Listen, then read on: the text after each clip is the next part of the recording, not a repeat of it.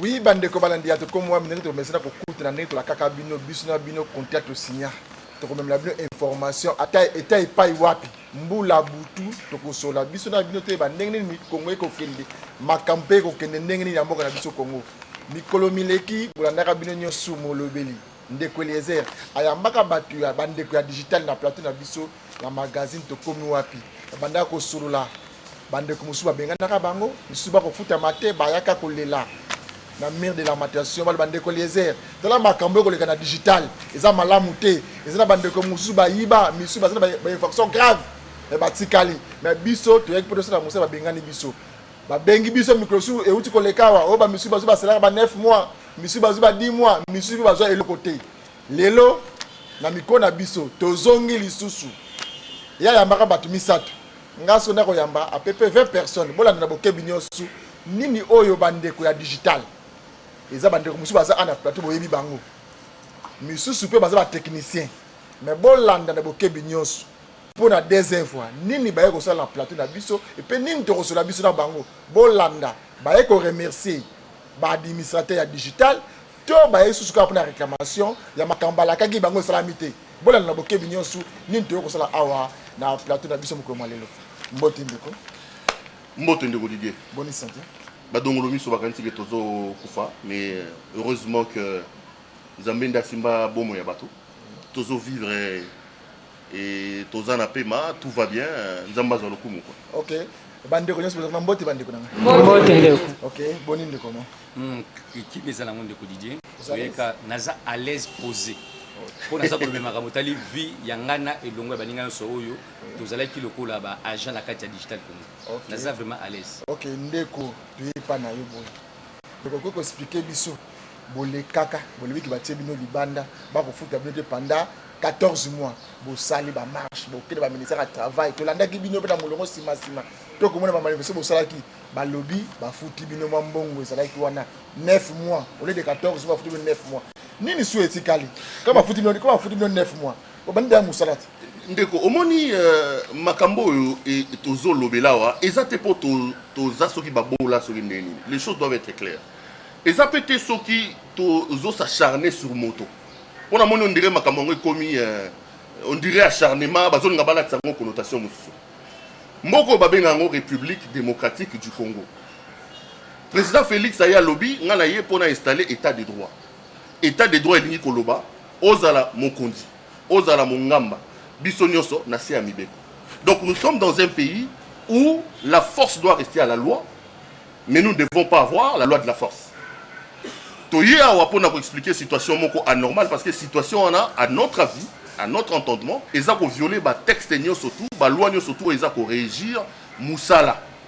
Donc tokobeta lisolo je préfère que ndeko Omer amekana ko salelo mo briefing ya makambo to komi awa ndenge nini. OK to komi wapi. OK to uti wapi to komi. To uti wapi to kende wapi ndeko Omer mekana ko pesa biso makambo ndenge bandaki telemaki 14 mois impayé ba futi bino misolo wana bolobaki te bosei bango bata merci ta ba futi bino misolo balobaki boso ko suna musa to abengana ki bino mekana ko expliquer ba congolais poto ba to ko démarrer ndenge ni mokolo malelo matondo mingi ndeko Didier to sepele longo na baninga ndenge toye na plateau na bino to komi wapi to meka koloba makambo etali vie ya bato o basalaki na digital Congo oyo ezalaki na couleur ya famille politique ya ex-président Kabila toye kolobela yango parce que lelo komi anormal bato mona kitoliki toza kolobela makambo etali bongo lifuta ya basali biso tozali maison de presse ezala bato basali communication ba technicien ba service ezé bien na kati ya maison de presse makambo bandaki ndenge nini ndeko Didier toza kosala musala tozalaki na ba annonceur bazali toza na côté na bato musala reportage ba mbongo ezokota ba page bangazi bazofuta ba gouvernorat ya ba province ezokotisa mbongo ezokota na kati ya caisse mais bokolika 1 mois ba futite 2 mois ba futite to kibi to sel kibil ti to komina 14 mois to lobi te toza bato totangi musala eza nzambe mutesitwa musala mutu moko te na mukile nzambe mutesitwa musala alobi ke mutu na mutu akokoma na bomengo akolia na mutu kinayi to moni ke ça ne va pas to sengi to kutana to solamba konzi comme eza administration de la mukanda to komi mukanda to pesi bango to bito solola balobi te bino oza bato te to solana bino te to yebi bino te ba répondre par écrit ba saïdo komoko te Mais silence, c'est une réponse pour la communication. Tu as que ça va. Tu as constaté et comme le coup, la bilinga, tu as bien mettre avocat conseil d'abisso aïe, tu as le qui suko to solo là, batindi lettre pas à inspecteur provincial à travail. Pour na aluka à concilier deux parties parce que comme il y a conflit à travail. Tu vas dire que c'est un ligne. Tu vas dire que c'est que ba futa barrière nabisso. Tu sais que tu as ba agent. Baninga mususu to travail ba on la digital, ba mususu ba kufa. Ba mususu ba kufa là bas na dikola nini, il y a manque ya nini, il y a pour supporter les fils que soins médicaux nabisso.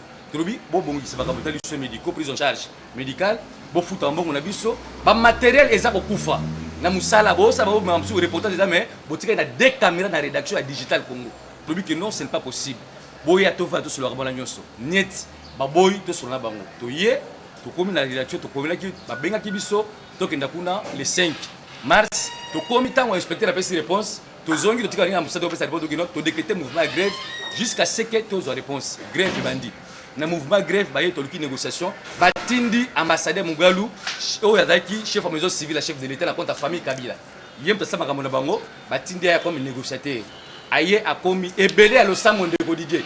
Ce que vous consolez, vous ne pouvez pas tout sambila. Croyez que Moutou aye a trouvé solution, n'a pas comme la revendication non, aye comme pyromane, ambassadeur Mugalu. Aye va consoler des partis, acte souka oyo et sanctionné qui levé à grève dans la Belgique to zoaki, et c'est là qui eza nango ba kopesa yo, ko la kisana ba to ba kotanga yango. Et le but que après grève na biso, makama représailles ezati. Tu y es, tu commis, tu signé, premier palier, na deuxième palier. Tu y es le 2 avril, ma fouti biso, premier palier. Ma pessimon, on a biso, bon, au etikali en dehors 90 jours parce que Madame Jeannette Kabila, Albert Gazan a bon côté. À partir de Mugalu, na bandeko Kaboy, baza ko menacer biso. Balobi que non, des alliés on a mbongo ezate. Madame Jeannette Kabila kuta lobi que azo sala yango na égrevement social humanisme parce que à quoi on a digitalité pour ceux qui a gagné digital et ça le quoi a conduit papa na musée 2 fois. Bon mengo papa na ticket les ali digital Congo il faut battre la yango mais biso to ko dénoncer juste que mais je suis ali ba biso ba chef son pas de big non en dehors 3 mois OK ça va le dernier to zumbo ngo bese Didier les 3 to eto bana musala to kuti ba bureau se fermer ce que za technicien ko dans bureau na yo non ba le ba ki boko tater jusqu'à ce que ambassadeur Mugalu azo ba nouvelle directive et pas madame Jeannette Kabila so ka nango akosa assemblée générale samedi bongo boya pesa nouvelle orientation. OK ça va toujours zela. Ce que babengi nakoya. Ce que babengi nazala kingakati. Ce que babengi nazala remise de reprise. Nakenda ki Tanganyika. Tout ça jusqu'au jour d'aujourd'hui. Totika suko mona ambassadeur Mugalu aya ko pesa ba nouvelle directive oyo Jeannette Kabila honorable oza PCA Digital Congo a pesa ye atikala ko pesa yango. Donc ne ba pesa bino misolo bongo si le lobo ko taka susuté. Ndeko Didier ba pesa so na zolanda bien ba pesa bino premier palier na deuxième palier te ba pesa premier palier ba biko otika 90 jours en dehors 90 jours ba ko pesa parce que mbongo ezate d'ailleurs avant que tondi mayango na acte wana biso ba agent na négociation tondi que to céder 25% ya ba rere na biso donc ezalo ka to ba actionnaire ba to mona ba vana ba actionnaire na digital Congo to bimisa 25% ya ba mbongo na biso to to biki no bon entreprise ata bazo ya koloba yango entreprise to me faillite.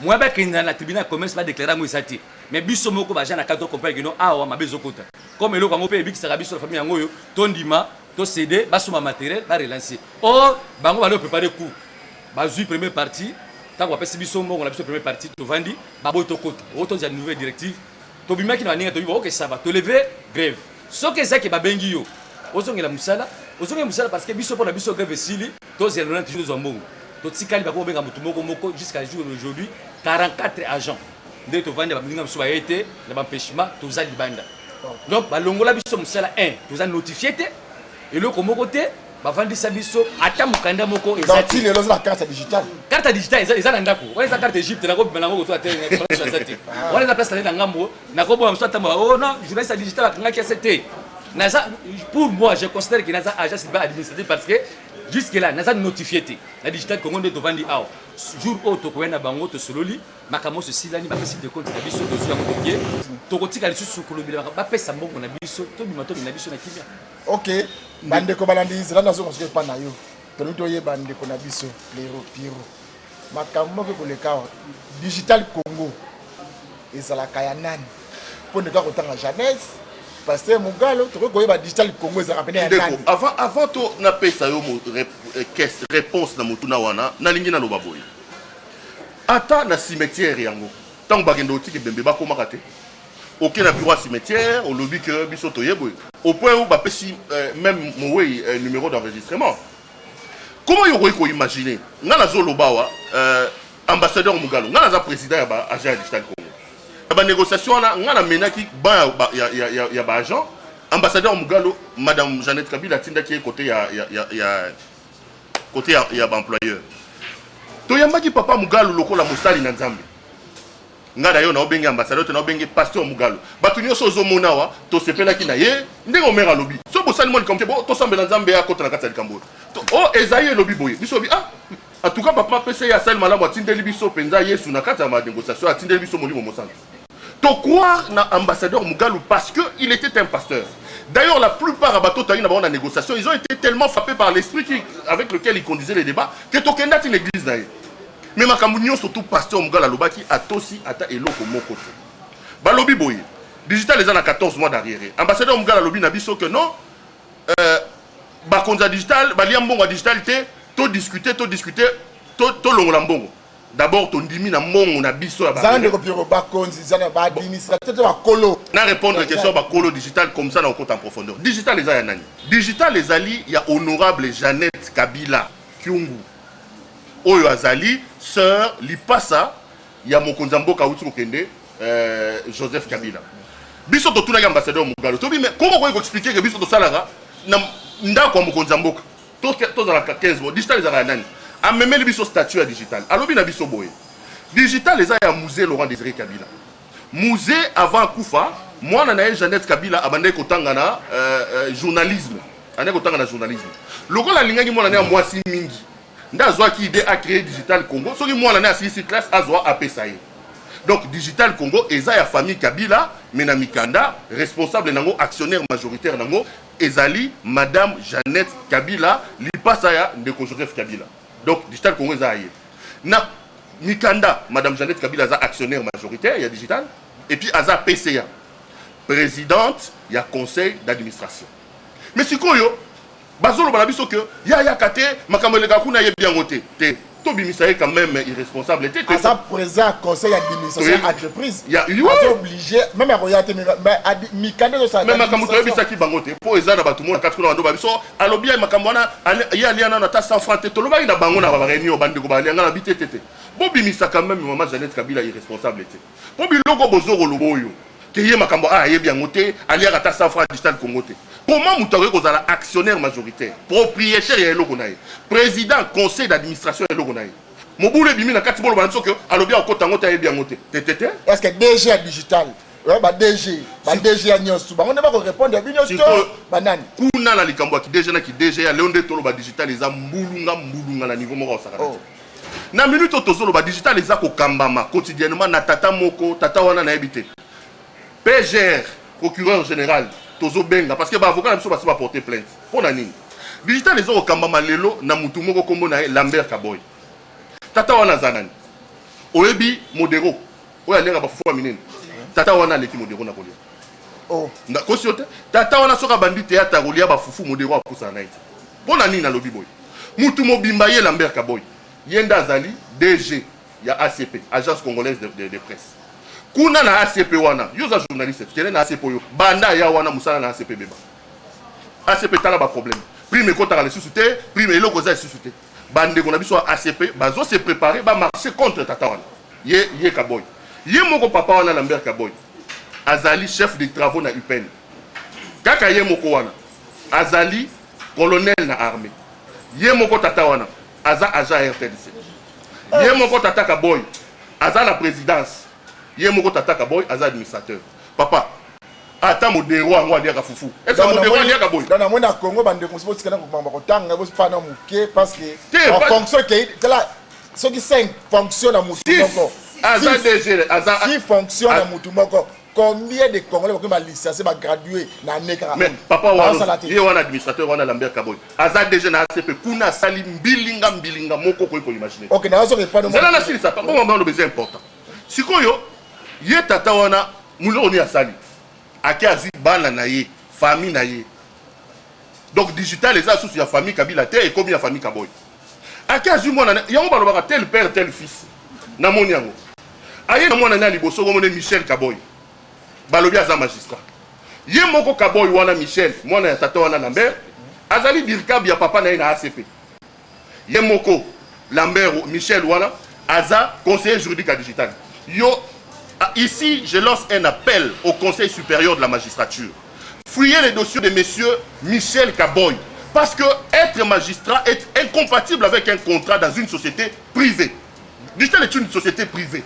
Comment Michel Kaboy, qui est magistrat, censé dire le droit, peut être nommé conseiller juridique dans une entreprise privée? Et en plus, parce que Kabagata nomination est affichée en aval. Donc, il y a Michel Wana, Mouton Lobate, regardez-moi dans mon compte. Aïe na moi Jacques Kaboy. Donc, il y a Tata Wana, il y a Lia Nyoso, tel père, telle fille. Attends, Michel, papa. Bon, yo sonité. Obe libela papa. Oh, bah, na âge na bino boko luka isikate. Bazo diembela kaka na sima tata bango. Donc aza magistrat, aza nani dirkab na ye, aye na digital, ba ko sala désordre moko na digital. Pour digital, est-ce que comme ya famille Kaboy? Parce que ye Kaboy aza nani, wa papa aza déjà yende administrateur, yende responsable, gérant ya digital Congo. C'est quoi bayer bazu camarade nanga Blaise Zaïnda nazo kele mawande ko nanga ya. Bazu Zaïnda, pauvre Zaïnda mon frère. Bazu Zaïnda, ba diembeli se lokwa mo ekeko, elilingi ya pamba. Blaise Zaïnda. Batia wana, mwana mobali ya muta comme lukola. Bazu poste ni. Yende batia liboso batia coordonnateur. C'est quoi ba commissaire directeur à télé. Mais ayebinde ya mbongo kendaka te. Ayebe loko sala mbongo sala kate. Ba fonction pamba. Elilingi ya pamba. Azawana, elilingi ya pamba. Pauvre Zaïnda. OK. Sikoyo na se ya Kaboy wana akenda azwa mutu moko kombo na ye nani Gaston Lubanga. Un autre numéro celui-là. Donc tala bato bazo ko bepsa digital. 1 Lambert Kaboy, 2 Gaston Lubanga. Gaston Lubanga wana toyebita aza directeur administratif, il est tout, directeur financier, directeur administratif. Donc baza ko sala mbilinga moko biso tozo ko senga na honorable Jeannette Kabila afungola misu et bien résoudre le problème. OK, bandeko bo Rolanda makambo bandeko ba ko lobawa. Eza makambo ya réclamation ya mbongo na bango na ba contrat de travail na entreprise de digital Congo. Baza ba jao ba yeba ndeko ko loba pembe na ngao aza mo pandisa ngo munene bonda ko landa ekuna me akolela. Eza malamu te omoni bato basali mingi po na mboka o Congo ha te ba pe ko remercier bandeko mususu. Mabundi lelo premier mandat, deuxième, troisième magata lelo na ibonga te. Boka ni sapata bango ti. Mama yo kuno na mikoto to yeba makambo bandeko ba lobia nini o sanga ko bakisa. Yo paye 14 mois payé. Merci de Didier pour la maloba. Nako bakisa nini? Po bandeko bakomi wana, to komi wapi? Nakoloba mingi pena pona revenu na o bango balobi te. Na ndenge tozo continuer parce que tant ba yebisi biso to kota te na digital. To fandi, to kokai ko kama bo te po to ba naïf te, to tangi classe pe to yebi mibeko. Toyebi mibeko ya musala. Tozongelaki avocat conseil na biso pe tosololaki na ye et sengeli na biso to continuer na inspection ya travail. Ndenge toza na limité wana toza ko kendaka kuna pona to sala conciliation. Donc toluka soki bango baloba eloko nini o bakanisi ke biso tozali pona digital Congo parce que jusqu'à preuve du contraire toyebi ke soki entreprise employeur alongoli agent na eto employé na musala a ko notifier pour akwa ko pesa ye attestation ya fin à service soki pas révoquer to a licencier nyonso ko lekana kati ya mokanda parce que administration ezali. OK, est-ce que business ne boza boyo mama business ne boza boyo est-ce que mutuba komela mokanda zate mutuba so de faire zate en tout cas moto moko te kaka ndenge batiaki baraki biso nzela poto kota na kasi ya ndenge kaka basilisaki le 24 juin de bafutaki deuxième palier depuis wana ndenge Omer asa lobaki ti lelo o biso to fai na ndako na loi Congo la loi ya Congo da ti lelo bozo deméré comme ba agent ya digital Congo. To la nini beko musala tozali jusqu'à preuve du contraire ba agent ya digital Congo. Quitte la digital Congo a déterminé biso na nzela ya mokanda. Kasi pas César wapi. Pas César que quand même soko oza moto ya mibeko esenge koyeba mibeko wana malamu ko interpréter ngo pe malamu pona ko longola bato na boinga. Biso to sali droite kasi to yebi mibeko parce que to yebi moi moke administration nga natangi législation comme du travail nayebi ba étape ebele ya mosala pe Gaston Lubangi azolanda nga lelo awa na discuter na ye autant de fois akangela nga ki ennemi autant de fois il y a 3 mois il y a 6 mois parce que je lui rappelé à l'ordre. Je lui rappelé à l'ordre. Pour na makambo etali administration, pour na makambo etali droit du travail. Tokei kuna o rendez-vous o ba pesa ki biso ya le 8 awa tokei mais curieusement to moni mokanda oyo avocat ya Digital Congo a commis. Avocat wana komi mokanda atanga lokwa naza moto a mibe côté na yebi droite tant musuna oyo koma mokanda aboete na kati ya mokanda ngo eza ba contradiction ebele e bongo na suka alobi nini ba agent wana bazali ba déserteur volontaire alors kaka na même phrase na même paragraphe ye wana lobi asengi lisusu na inspecteur du travail akoka kosalisa pona kopesa ko calculer des comptes finaux ya ba agent wana. Papa Didier, comment ceux qui tokei na mibeko eza ko régir ba agent na ba fonctionnaire, ba agent de l'état na ba fonctionnaire, ba texte wana ba statut na bango, ba classifier ba faute lourde pona makambo etali mosala. Et parmi les fautes lourdes, il y a la désertion. Et la désertion est constatée après 3 mois ferme, jour pour jour. Il y a absence, il y a agent, na kati esika na ya musa na poste d'attache na. Biso otoza considéré ba déserteur volontaire. Cela veut dire que to sali manque à gagner pour l'entreprise. Et la même entreprise ne peut pas prétendre nous payer les décomptes finaux. Cela veut dire qu'il y a quoi? Donc biso toza ba illettré, nous ne connaissons pas les lois du travail. Yango wana eloko o biso toza ko senga lokola ka na mokanda na bango ils se sont accusés eux-mêmes ba sala nyonso tout dans les temps ba luka ba pesa biso des comptes finaux na biso parce que bazali sous donc baza ko inspirer biso sous confiance té parce que la grève est légitime et légale par rapport à ba étape à mosala tango agent Monique a mikokité a sengi a kei oui il est dans le droit ya koke na grève bino saka mambo ya des comptes finalité maman ba pesa bino na mbongo ba jour donc banda jour ba benga na mosala ti lelo 25% ya salaire na biso parce que on a eu à prester to banaki ko defa ba mbongo à transport poto kende ko prester parce que soko ke mosala te peut-être ba reprêter ba intention comme quoi ozo saboter musala alors que on était dans l'impayement 14 mois tozo kende ko sala poto to bomba kaka image de marque ya ndako lelo ba futa biso yango wana talaka ma pesa ndeko junior kuna ndeko junior miko ndeko junior dinanga nini ozo nga ko battre ba victime ba ko lobao. Bon, je crois que ngai na fungola nde boîte à Pandore parce que oui, efungwa maki. Sikoyo ngai na sopa pétrole kola moto ango. Parce que to fandi temps ebele. Mais je crois que makamnyo se lobami awa ezali na soubassement moko. Soubassement wana ezali dinanga c'est sien.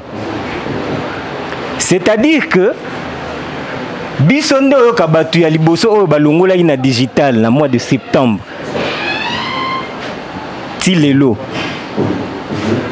Na ba mouvement nyonso ya grève esalemaki et tout. Mais curieusement digital a fouti une partie ya batu, partie musu ya batu bafutami te. Notamment biso Tilelo. Oyo ngai lelo na obengango escroquerie na niveau ya ndenge wana. Na okende na musika papa makamtozo loba oyo biso ba misuso to ba victime ngai famille nangeza asuna Kinshasa te moi j'ai été menacé ba ko lukanga tina ndako na ndenge na zoe bisayo lelo to sali ba démarche au mona Jeannette l'honorable Jeannette Kabila rien du tout ngai na komeli message. Et je garde encore le message parce que je garde ces messages-là. Na komeli Jeannette Kabila. Message. Pour nous expliquer la situation à Bisso. Papa, aucune réaction de sa part. Honorable de surcroît, oyo lelo biso ba agent na kati entreprise na ye toza neti ba premier électeur na ye soki biso à répondre biso te à plus forte raison électeur wana. Alors je me pose la question de savoir lelo na Assemblée nationale bakenda koluka nini eloko tozo senga Jeannette ezali liko eza mapata te tozo kemande te. Nous avons travaillé aussi au mona au sololina muto ya personnel wana papa wana o bazoloba papa Gaston so il faut natanga kombo na ye o lelo bato misusu baza taxé de haute basala ibo parce que baza bazai bato katumbi tout ça. Mais les vrais katumbistes oyo ya munene oyo yebani bato nyoso mais ça na digital Congo mais Gaston Lubangi ndeko Didier, je crois que logo to sala lelo ezali teke boy nous avons besoin eza pewa otero lobango eza te parce que bazo souffrir te mais c'est un droit reste un droit. Ok, donc j'appelle ça maman Mikoko Toyo. Maman Zozo Mikoko Toyo, maman Mituna Moko, maman. Oui, maman. Oui, pas na maman. Le bal va lobby. Bino besoin de dossier Moko. Pas na homme de Copéro, ba Koloba. Bino dossier mes amis. Ndeng mona junior. Ndeng merci papa Didier pour na maloba. Naza ko s'adresser vraiment na ba administrateur et digital Congo. Na maman honorable Jeannette Kabila alanda biso fama na boke binyon so ayoka biso to zalaki donc na ko basoki ba première victime bato balongola ki liboso donc suspension temporaire babi digital azana difficulté financière ko futa lisusu batute donc abani ko dégraisser personnel alors biso to zalaki ba victime wana liboso abi bo pema oui bo vanda papa Gaston directeur chargé des ressources humaines alobi na biso boy bovanda chaque mois bana robenga bino bafuta bino mbongo na bino soki kaka makambo ebongi na digital bozonga parce que bosali eloko te bozana mbeba te donc esengeli na bino bopema eza kopema nde maloba eutaki na monoko na ye soki akolanda nga akoyoka ndenge na lobi nazo répéter textuellement ndenge alobaki curieusement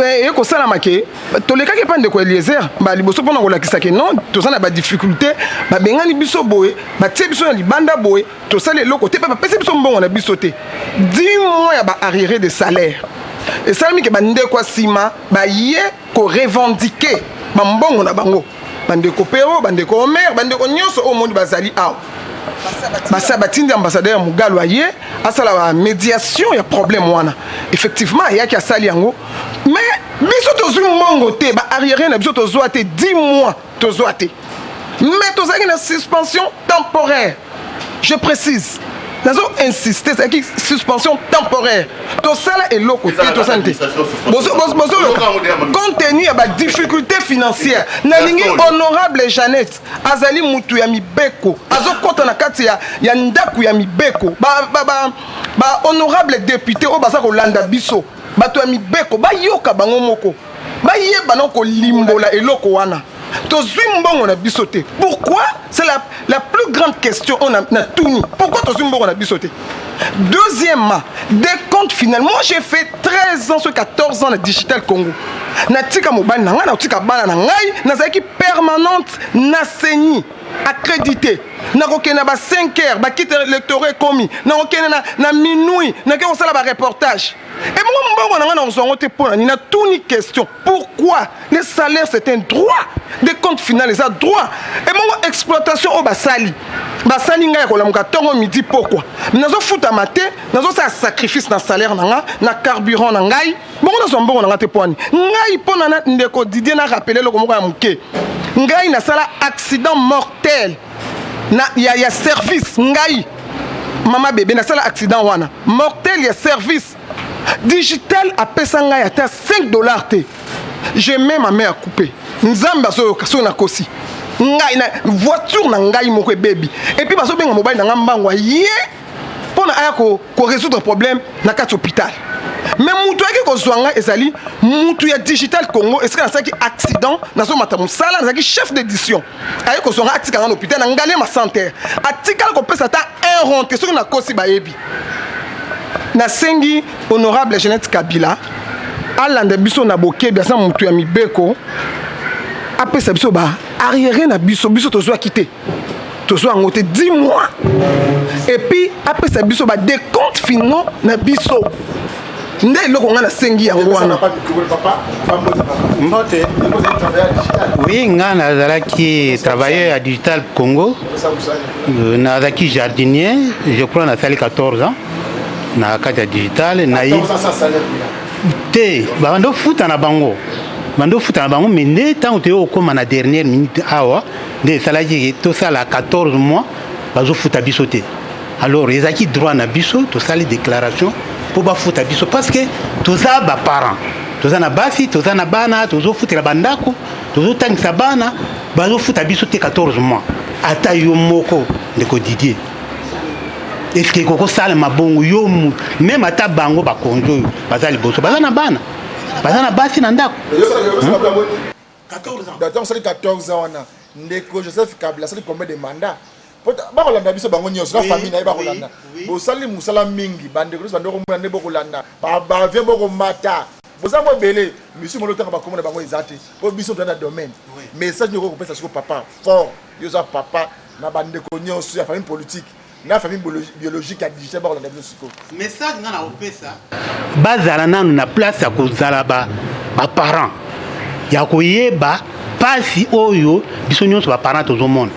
parce que bango pe bakonjo wana oyo baza likolo baza na basi baza na bana lelo ata bakomi na niveau wana mais babandaki na pasi wana bango bayebi pasi wana yango wana biso pe tozomona yango tozosenga epa Jeannette Kabila mama Jeannette ayeba pasi oyo ya biso ke toza batu toza pe bana na ye ayeba pasi na biso bafuta biso mbongo na biso ya décompte final biso toboyi musala te bango moko nde baboyi ke biso tosala so musala te parce que toya mboka oyo mpona kosala musala ezali te ke bazwi yo na musala yo boya mpona nini okende kose présente ke naza na posa musala okoboya musala te c'est que bango nde babengani biso na musala bafuta biso de compte final na biso merci papa de te boton simba kaka micro ndeko yevoto pa na yo kike na digital kuna babengani bato bapesi no parler liboso iboko tate mais digital a engagé bato bino Dédé babi que Moïse Katumbi baduna bosala ka biloko bosala mon frère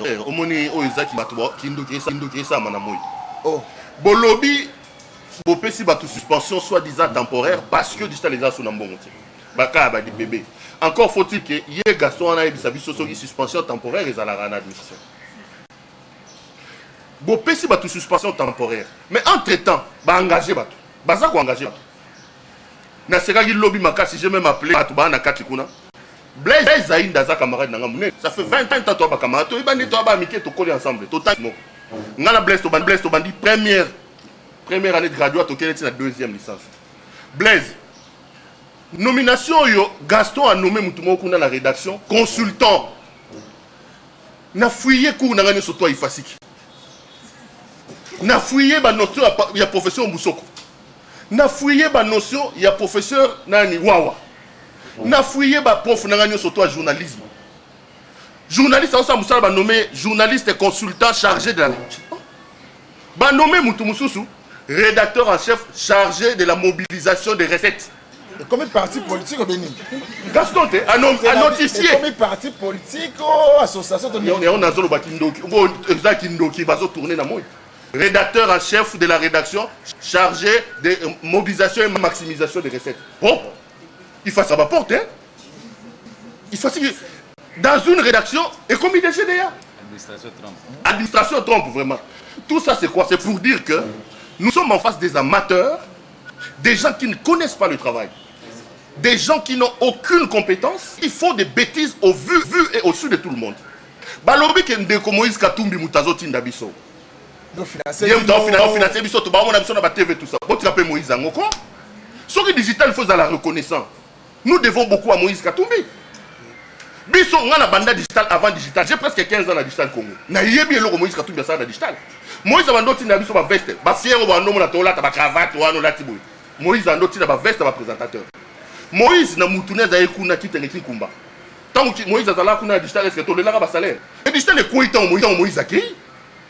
C'est quand Moïse est parti et avec son homme Frédéric kitenge kinkumba que Moïse digital quoi. Bazolo ba que Moïse Katumbi utoti na biso. Moïse Katumbi azana pionnier ya munene kwa ngalobi yango eza Gaston Lubangi. Tata, Tata on a seule expérience surnuméraire dans une école où il a même échoué là-bas. Mais à comment la digital n'engeni? Il y a Zaka propre, il y a qui tenge kinkumba. À ça là la chaîne il y a Moïse Katumbi, il y a dirigeant de Moïse Katumbi na Lubumbashi. Ba bengana ekuna ozomona. Ndekone a mimi na Lubumbashi na chaîne Moïse Katumbi. Batu ba marcha contre yi na Lubumbashi ba Jean Kande to sabo. Ba bengana Gaston Lubangi wana na Lubumbashi apotamba bobo azongia. Mais il y a solo là Moïse Katumbi. Il y a Gaston Lubangi wana. Yo kaisi so ndenge to lo baboy. Bato digital ba papa Kabila, maman Jeannette Kabila, bo fungola miso. Solo bo banga Moïse Katumbi, aza Katumbiste munene atikali na kati kuna. Nde mutu atikali kuna Gaston Lubangi. Aza grand frère Frédéric Kitenge Kinkumba. Yo kanti lelo so bache Kabila bache Moïse Katumbi babi na Gaston pona Kabila. Pour ne pas trahir ndekona, pour trahir le chef na Moïse Katumbi. Le vrai Katumbiste qui a dans cette affaire, c'est monsieur Gaston Lubangi qui est encore là-bas. Nana benga ke djihadiste. C'est un grand djihadiste, un taliban. C'est un Katumbiste. Donc Katumbiste a la carte kuna. Qu'est-ce que nous demandons? Honorable Jeannette Kabila, avec tout le respect que nous vous devons, nous demandons deux choses. Batuni soto zomonawa, pour la plupart basu na poso zonga digital. Pour digital on se kufa nango. Ba na caméra te ba na micro te ba su ne l'autre. Biso to uti kuna te be l'autre. Nous demandons deux choses. Moi j'avais dit à l'ambassadeur Mugalo, il y a mon essara mutema passi parce que Toyamba qui est le rôle à pasteur. Je suis président des agents de Digital Congo. Omer était avec moi dans la négociation dans la salle. J'ai dit ceci à l'ambassadeur Mugalo pendant la grève. Je lui ai dit, vous dites que l'entreprise est en faillite. L'entreprise a des problèmes. Nous les agents, nous aider. Sur les 100% des gens qui sont dans la grève, 98% ne veulent plus rentrer à Digital Congo. Mais nous vous demandons une seule chose. Respectez la loi. Respectez la loi. Il nous a rassuré, respecté. La plupart de la peine à poser à Digital en côté. Mais moi j'ai sémé 15 ans de ma vie à Digital Congo. Pour y avoir le monde au Kende bon. Au robot Mangaï, sur Rosa Massa, sur Robé Tangaï. Donc 15 ans de ma vie, j'ai quel âge? J'ai sacrifié ma jeunesse pour cette affaire-là. Et puis yo Temiga Bolobio et Sili allez Nazinga la Kangi, n'a pas été le maboko. Attends, non. Piste des solutions. Piste de solutions pour Nabiso et Zami Balé. Yaliboso. Que Digital nous dise quel est notre statut. Toza Banani. Est-ce que Toza va licencier? Est-ce que Toza la congé technique? Est-ce que Toza va suspendu? Est-ce que Toza Banani? Il faut quand même que Digital précise ça. Mais c'est des choses sur lesquelles Gaston doit se pencher. Au lieu d'appeler tout le temps Moïse Katumbi et de travailler avec Katumbi en police tout en étant digital. C'est des choses sur lesquelles Gaston doit se pencher. Quel est notre statut? Dites-nous, nous sommes quoi à Digital Congo? Ce qui est bon lobby, un, spécifié en gros. De deux, calculer les comptes finaux de la biso. Vous calculez des comptes finaux, tout vos propres sont comme ça, on va kende. Ce qui va être na kimia misola ngo ya boya ba mwetikali bile nyos boya bozonga la musa on moni réaction oh bazana kati ba nga babima parce que oh bana kati kuna bana banyunguti bande biso to kende bana kati kuna kendo tal ça fait 4 mois ba futi le deuxième palier bazwa bana ba rire l'absence de bana ba rire so ozonga sukuna na lifelo en Égypte ko lugani hein attaque de Israël on donc ozobi mo bundana na ozonga suna lifelo to lobi boy et lo wali boso ba spécifier statut ya batu. Et l'eau comme il va calculer des comptes finaux va foutre et l'eau comme ça. Bazongi ça 25% la biso bakataki. Parce que pourquoi on avait cédé 25%? Parce que l'ambassadeur Mugalo nous a dit que l'honorable Jeannette Kabila en tant que votre mère m'a demandé de vous supplier. Je répète bien ces mots. J'étais président de la délégation des agents de Digital Congo. C'est moi qui conduisais la délégation des agents. Il a dit l'honorable Jeannette Kabila comme votre mère, ce sont ses expressions, m'a demandé de vous supplier de contribuer au display de l'entreprise. Bon Longola, bon accepter que sur 14 mois, la bino, tofu tabino, c'est à Badagi Liboso, 60%, to discuter tout au 75%. Pour nous, c'était une manière de contribuer à la restructuration et au développement de l'entreprise. Mais est-ce que vous avez cédé 25% la biso après, bobo itokota. Et même vous avez la biso mon la biso.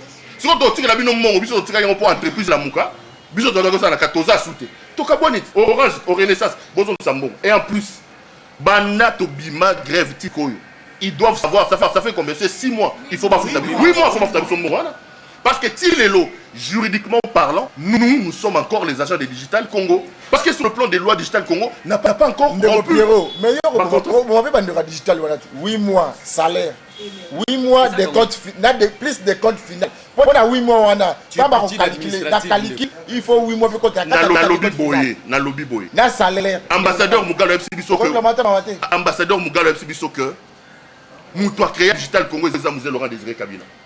Vous savez que Musée Laurent Désiré Kabila c'est un héros Musée donc ne pas respecter la loi tu es musée de musée 2 fois Musée a donné sa vie Tolo Baboy Makambo est comme la télé 50 chaîne proche à Kabila mais si là il y a on a le bâti Makambo est comme la télé 50 mobulu ndeko na biso mbi de kanga PCA ya télé 50 le rôle à madame Jeannette Kabila qu'est-ce qu'il a fait aye a calculé ba mbonga ba tout na ba décompte final la ba za PPC bango bandeko mutu na mutaki ndevina eto kabala maleme to komo kuta na za to pesa na mboto yo ngolo balanga ke Jeannette Kabila Moïse Kanga l'équipe Jeannette Kabila na makoki c'est ce que tu veux me dire ba congolais ota biso mais donc on conseiller pe ba conseiller ba ko memele ke makambo parce que non te excellence de banda bango excellence de banda bato bien tane to ça na ba Hollanda biso ko landa bango te la Congo c'est la ga yango siko to yo lo ba parce que dina ngalobi ba sengi même audience combien de fois on lui a écrit il n'a pas répondu Moïse Kanga un simple Congolais a vu que la situation brûlait au sein de Télé 50. Il s'est déplacé personnellement, il a payé les arriérés et il a payé les appels sur tous les comptes final là.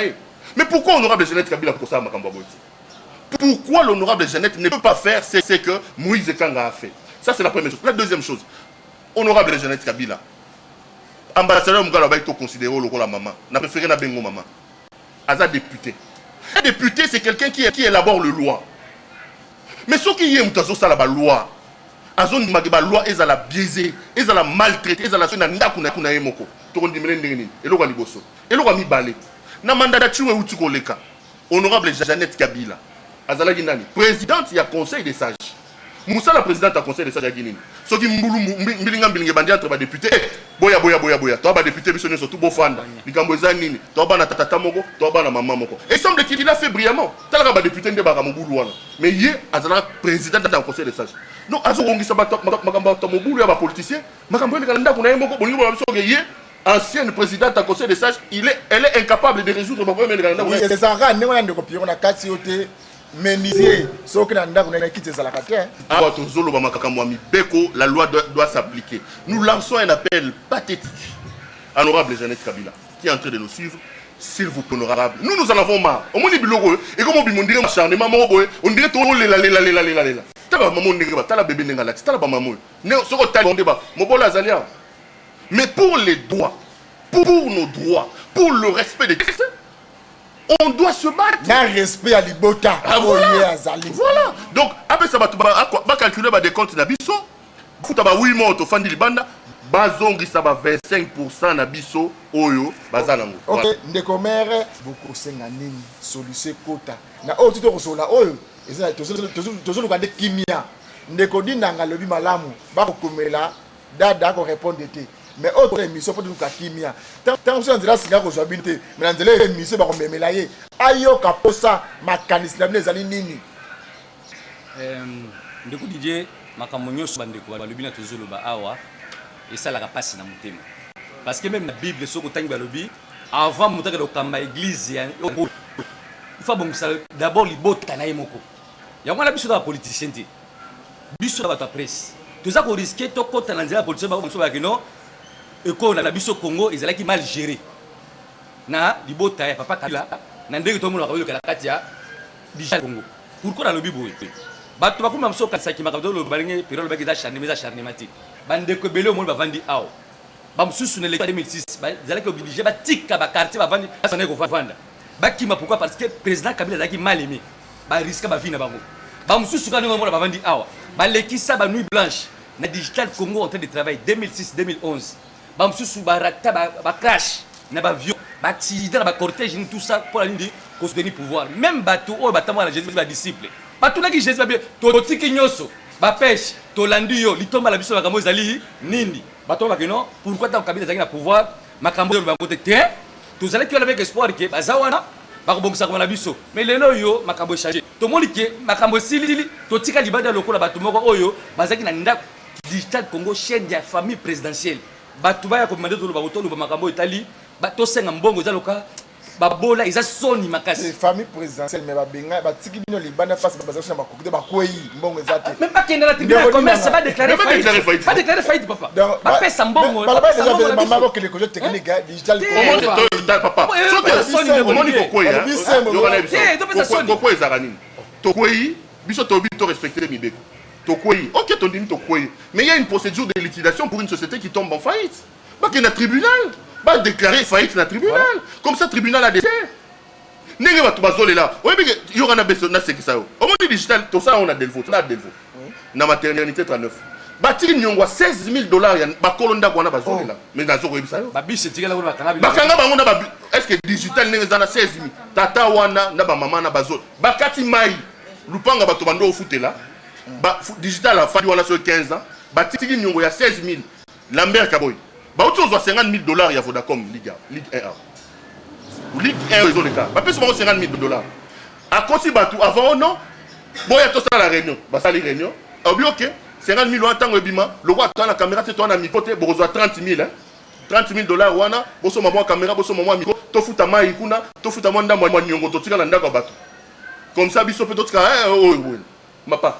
Vodacom a 110, 50 000. Il y a un mois, je crois. Un mois ou 2 mois. 50 000, il y a Vodacom. Ligue 1 au digital, etc. Guou, Modéro. Modéro. Ça va te. Je vais dénoncer, mais je suis. Donc, 50 000 bibi, Modéro. Guou. Même bateau, que ça va commenter en bas. Hier, ça Modéro, il y a l'icône. Madia, papa.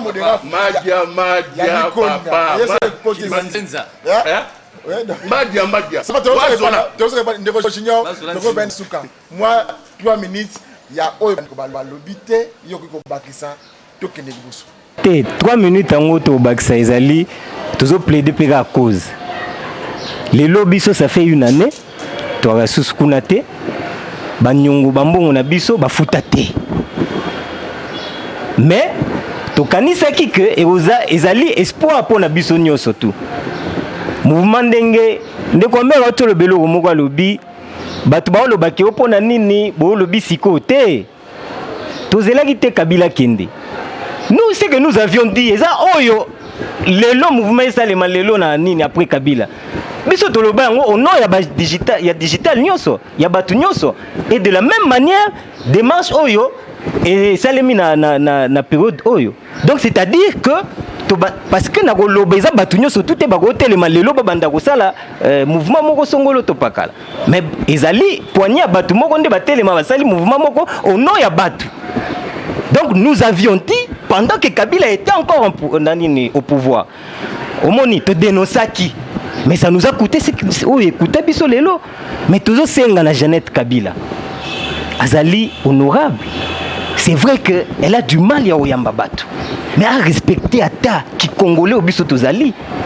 À ta valeur, il y a Moussala Nyonso Bandeko Basali pendant tous ces temps, au nom pour le compte de cette famille.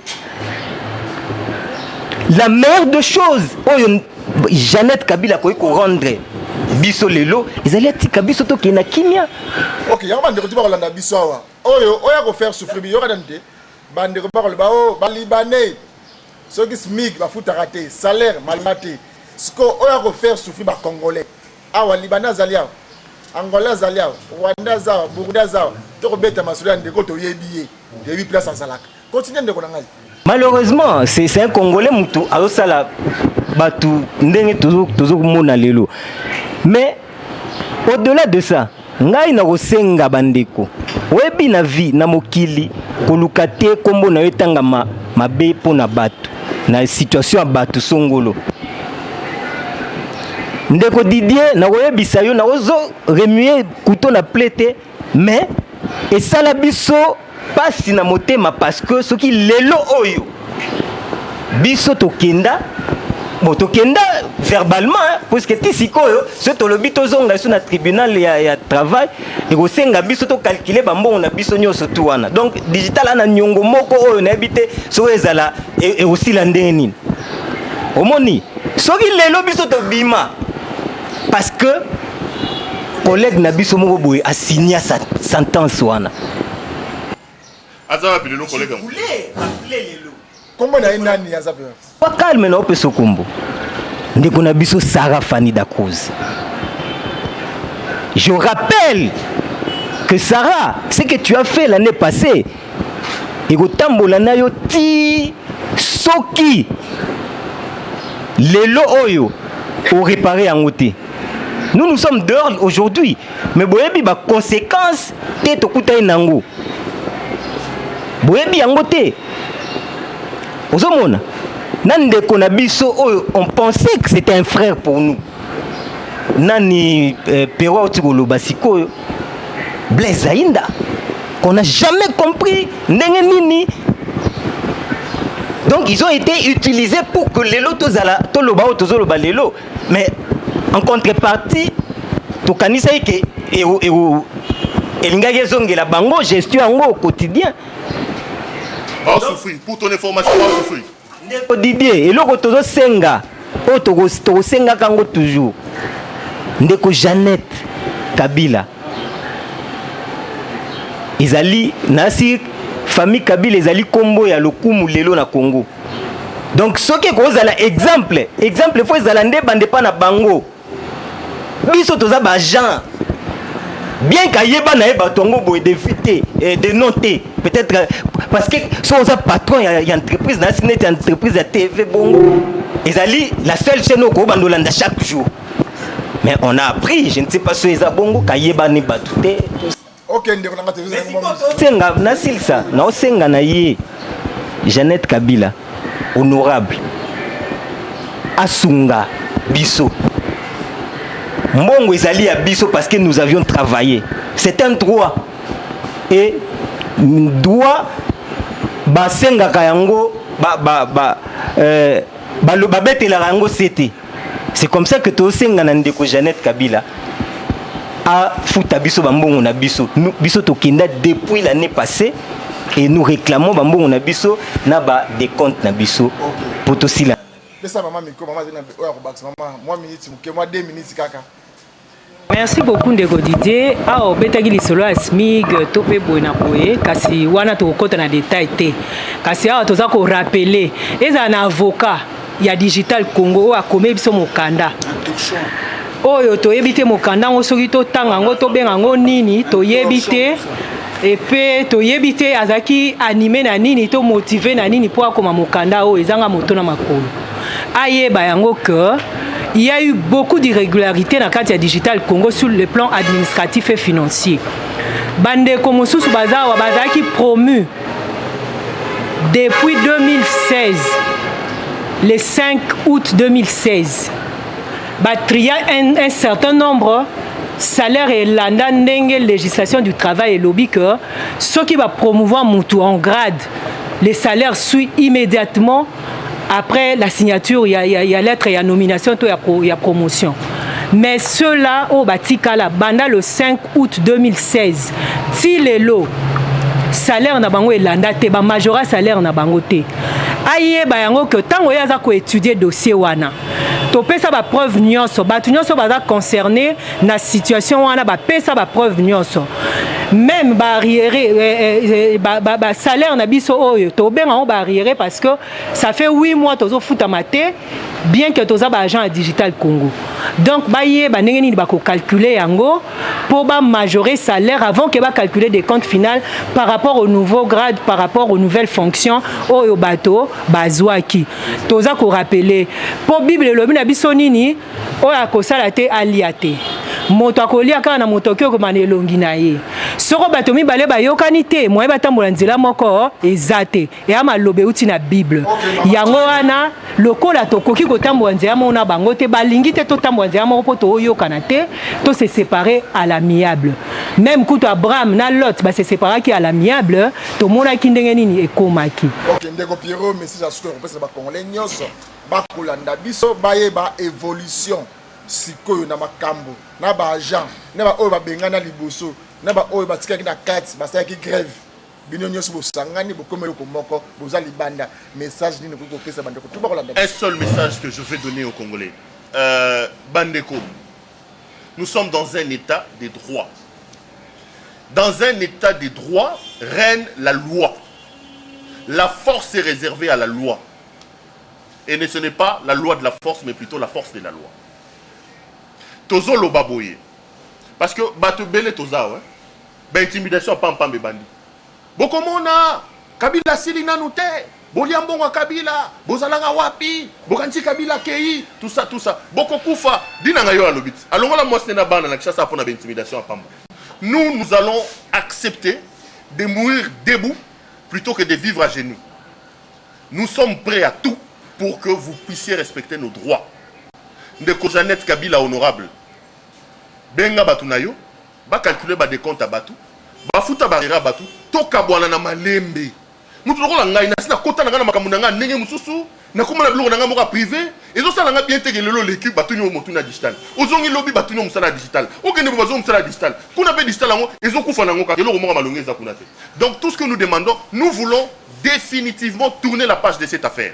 Okay. Nous voulons vraiment tourner la page de cette affaire. Ndeko Jeannette Kabila, s'il te plaît maman, appelle vraiment to lancer na yo, fanda benga batu na yo, bo régler problème yo. Papa ambassadeur Mugalu, nga na sambela pa ambassadeur Mugalu, na kendaka. Oyebi loko simbaka nga kuna. Ezaki na église ambassadeur Mugalu. Bazaso batei ba 6, batu batie mabonza. Ba pesi batiki temps vide. Kuna repentance basala ngo en public. Oza la pasteur, oza la chante, il faut le caliboso fuka mobi bandeko bolimbi sangai, nzambe na bino limbi sangai, na kosaki mobali na ngai, nazwaki moi sa voisin, nazwaki moi sa boy. Soki pasteur Mugalu a réglé problème au thé. En tout cas, j'espère que dimanche il peut faire une église à fuka maloba. Bandeko bolimbi sangai, maman Jeannette Kabila tinda kingai, na que négocier na bato digital, na kosaki bango, na bomaki bango, botala lokuto na zamoto lokuta, nzambe na bino alimbi sangai. C'est ce que j'attends de l'ambassadeur Mugalu, du pasteur Mugalu. Ce qui est salami bongoté, en tout cas, ngai soka ya fungoli Bible. Na kimi, na bio eza Bible to eza libende. Soka ya fungoli Bible.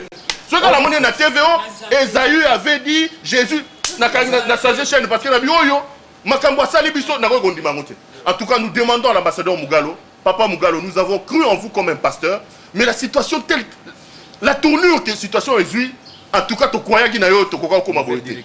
Donc, ambassadeur Mugalo, maman Jeannette Kabila, bon régler le problème, toka boana na malembe, toi ba congolais, tokuta na victoire, to pesa nimboto. Na comme la paix du peuple, na mon honorable Jeannette au matavaskade. Ah, honorable bonjour. To pesa nimboto, toi ba congolais, to bomana mais toka boana ninga malamu, nenge bon memela makambo yangote. Ok, bande ko balandi ya to komwa pi bomone na lobaki no ndenge na koloba na bino makambo eko lekawa digital Congo eza entreprise na kata Congo ya ba congolais premier bozaka okate si pour ça congolais te aza ugandais yanga ko sala est-ce que ba travers ya digital ba sera smic ba congé ba kolela directeur zwaka mbongo ndire agent mais to sengi ba moko intimidation et intimidation c'est l'équipe déjà to senga bazo senga pe awa bo fanda na kiti na mesa moko bo solola bazo na besoin mutu ki mamboka te ben intimider pe mutu te bazo na besoin d'intimidation bazo na besoin ya kimia bo yokana bazo na besoin misolo na bango basala ki mingi ndeko Pierre lobia bon je suis sur l'équipe digital 15 ans et quelqu'un rabou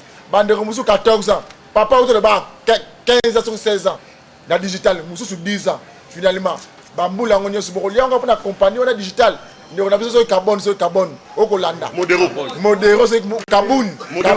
Kaboun devait carbone. Modéro, c'est plus simple. Mokboli. Carbone, Gaston, Ndekonangai, Zaina, Blaise.